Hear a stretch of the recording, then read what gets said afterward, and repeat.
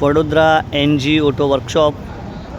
NG auto વર્કશોપમાં આ S cross ગાડી છે. એસ ક્રોસ ગાડીમાં ક્લચની બેરિંગ ડેમેજ થઈ ગઈ છે. આ એસ ક્રોસ ગાડીમાં ક્લચ બેરિંગ ડેમેજ થઈ ગઈ છે. હવે આમાં પ્રેશર પ્લેટ પણ ઘસાડો વાગીને કડક થઈ ગઈ છે, જેના કારણે આ બેરિંગ ડેમેજ થઈ છે.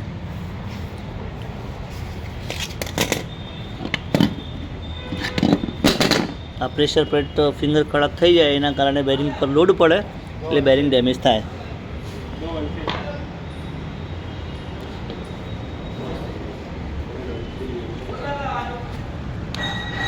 અને આમાં ફ્રાય વ્હીલમાં પણ કટ મરાવવું પડશે.